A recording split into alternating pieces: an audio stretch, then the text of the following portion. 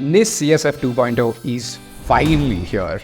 After nearly 6 years since the last release, CSF 1.1, one of the foundational pillars of guidance for organizations to better understand, manage, reduce, and communicate cybersecurity risks has gotten its long-awaited update.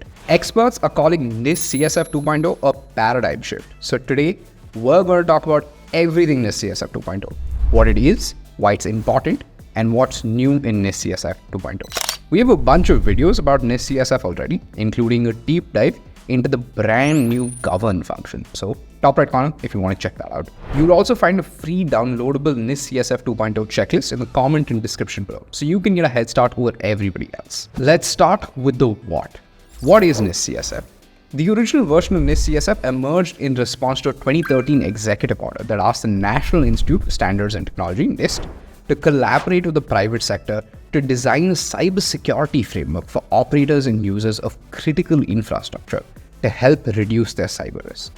But very quickly, NIST CSF proved to be a bigger success than NIST could have ever imagined. To quote NIST CSF's lead developer, Sherilyn Pascoe, the CSF was developed for critical infrastructure like the banking and energy industries, but it has proved useful everywhere, from schools and small businesses to local and foreign governments. She's not lying. By 2020 alone, just 6 years after it was released, 50% of US-based organizations were on track to implement NIST CSF, according to research by Gartner.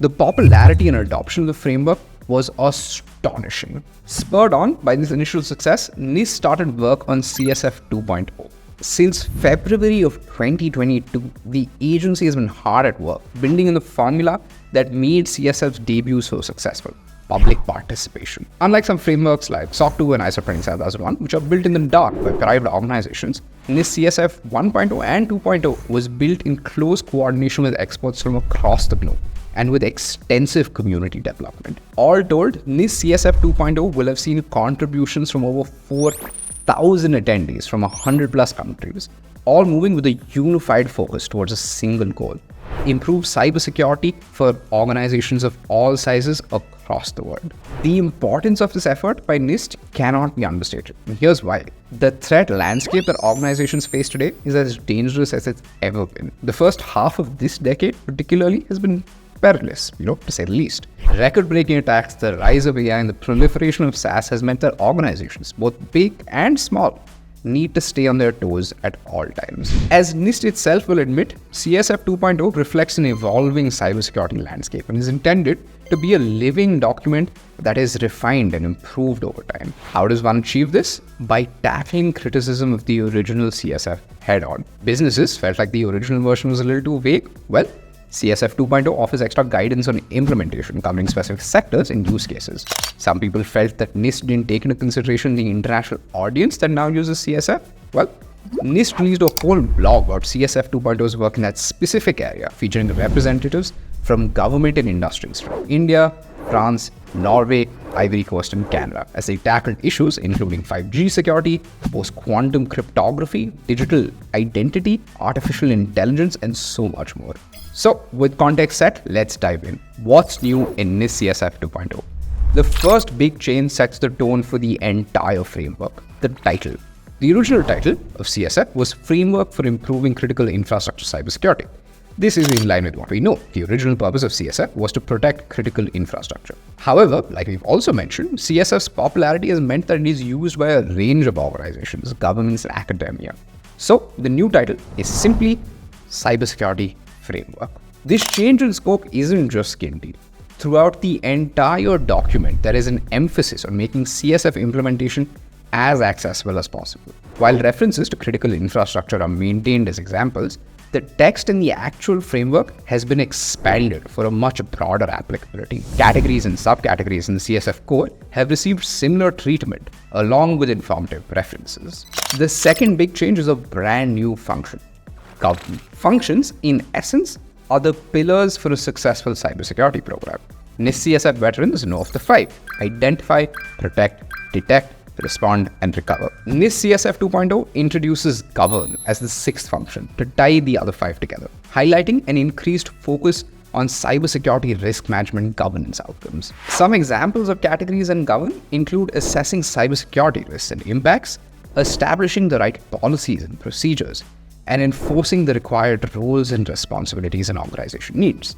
Some controls in govern have been pulled from other existing categories, while some are brand new to CSF 2.0. The third change is a product of community feedback, an increased focus on supply chain risk management.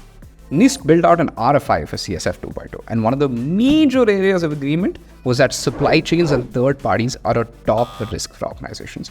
This development isn't technically brand new. Increasing globalization, outsourcing, cloud computing, and the expansion of SaaS have been growing trends for several years. We've known about this. So, CSF 2.0 builds on the work done in 1.1 with regards to supply chain risk management, including introducing some new controls and doubling on some old ones.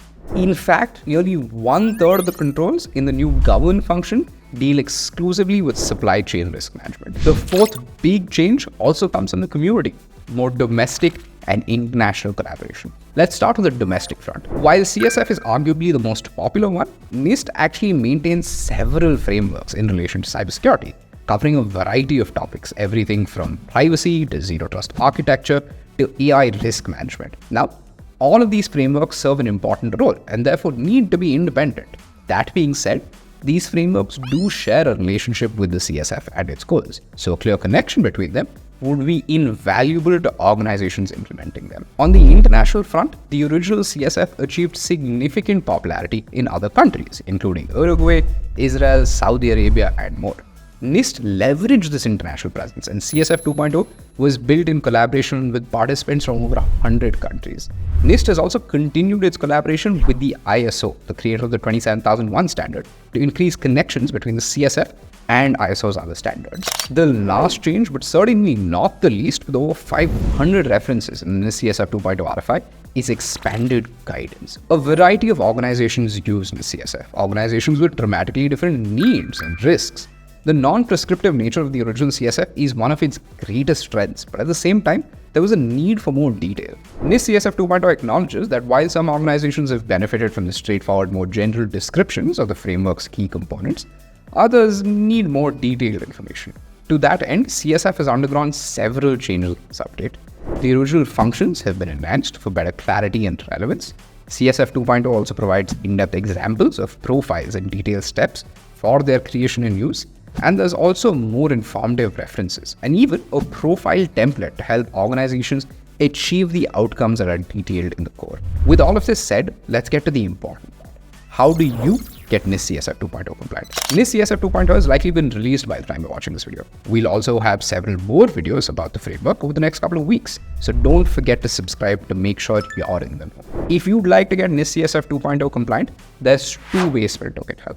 One, there's a free downloadable NIST CSF 2.0 checklist that you can find in the description and comment section below. It's a great way to get started on your cybersecurity journey.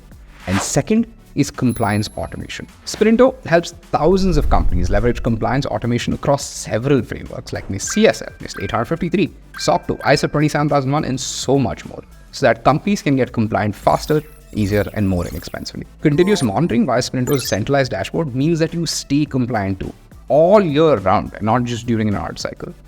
To know more, visit Sprinto.com or book a demo with one of our NIST experts using the link in the description below. And as always, if you have any questions, because NIST CSF 2.0 is a new framework, leave them in the comment section below. We'll get back to you as soon as possible. If you found this video useful, remember to like and subscribe, or better yet, share the video with somebody else that you know would find it useful too.